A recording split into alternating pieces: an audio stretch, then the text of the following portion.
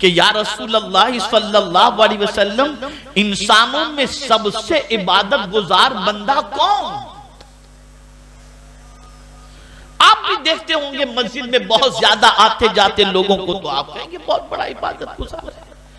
بہت زیادہ حج و عمرہ کرنے والے کو دیکھ کر آپ کہتے ہوں گے یہ بہت بڑا عبادت گزار ہے. لیکن حضور جسے عبادت گزار کہیں اس سے بڑا عبادت گزار اور کون ہو سکتا ہے؟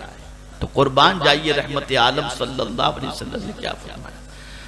آقا فرماتے اتق المحارم اعبد الناس. سرکار فرماتے تو گناہ سے بچ، لوگوں میں سب سے بڑا عبادت گزار بندہ بن جائے گا. عبادت گزار بندہ وہ ہے جو گناہوں سے بچتا ہے، وہ سب سے بڑا عبادت گزار بندہ ہے. اس لئے ایک مشہور صحابی حضرت عبداللہ ابن عباس رضی اللہ تعالیٰ عنہ کی بارگاہ میں ایک شخص آیا اور کہتا ہے حضور میں رات کو بڑے مزے سے سوتا ہوں لیکن دن میں گناہوں سے بچتا ہوں. ارشاد فرماتے تو تہجد گزار سے بھی افضل ہے.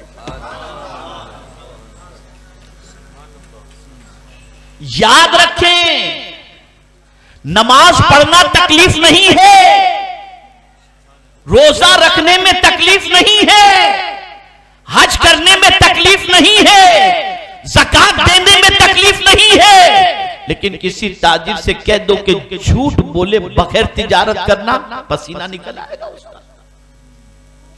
جھوٹ سے بچنا مشکل ہو جائے گا. کہا حضرت جتنا کفارہ کہیں نکال دوں گا لیکن جھوٹ نہیں چھوڑوں گا.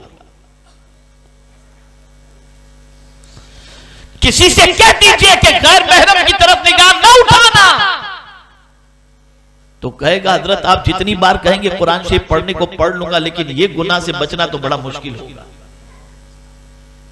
تو عبادت کرنا ڈیفیکلٹ نہیں ہے، گناہ سے بچنا ڈیفیکلٹ ہے. اور سن لو تقوی نماز روزے کا نام نہیں، گناہ کے چھوڑنے کا نام اور اس سے بچنے کا نام تقوی ہے. ترک معصیت کا نام تقوی ہے. اللہ کی نافرمانی سے بچو. آج مسلمان کہہ رہا ہے پروردگار ہم سے ناراض ہے، روٹھ گیا ہے کہ ساری مصیبت ہمارے ہی گھر پر، ہمارے ہی دروازے پر. تو آئیے ہم پوچھتے ہیں حضرت عبداللہ ابن علوی رحمت اللہ تعالی علیہ سے کیا فرماتے ہیں. حضرت عبداللہ ابن علوی رحمت اللہ تعالی علیہ فرماتے ہیں اگر کوئی یہ جاننا چاہے کہ وہ بندہ جو ہے اللہ کی نظر رحمت سے محروم ہے، کوئی بندہ یہ جاننا چاہے کہ اس پر اللہ کی نظر رحمت نہیں ہے تو اس کی علامت کیا ہے؟ تو فرماتے اگر وہ گناہ میں مبتلا ہو جائے تو سمجھ لے کہ اس پر اللہ کی نظر رحمت نہیں ہے.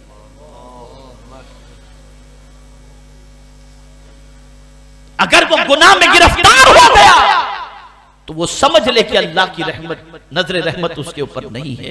میرے پیارے آقا صلی اللہ تعالی علیہ وسلم کے پیارے دیوانوں، اسی کو حضرت یوسف علیہ السلام نے بڑے خوبصورت انداز میں کہا جسے قرآن کہتا ہے کوئی انسان اپنی طاقت سے گناہ سے بچنا چاہے نہیں بچ سکتا، لیکن مولا جسے بچانا چاہے وہ بچ جاتا ہے. وَمَا أُبَرِّئُ نَفْسِي إِنَّ النَّفْسَ لَأَمَّارَةٌ بِالسُّوءِ إِلَّا مَا رَحِمَ رَبِّي.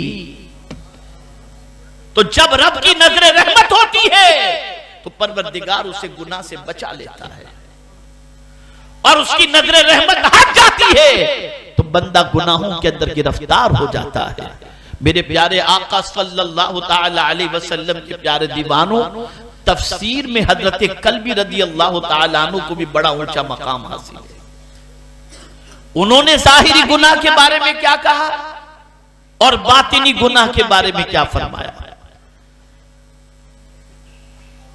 تو حضرت امام کلبی رحمت اللہ تعالی علیہ ظاہری گناہ کے حوالے سے انہوں نے فرمایا زنا مراد ہے، اور باطنی گناہ کے حوالے سے انہوں نے فرمایا کہ اس سے مراد فساد ہے.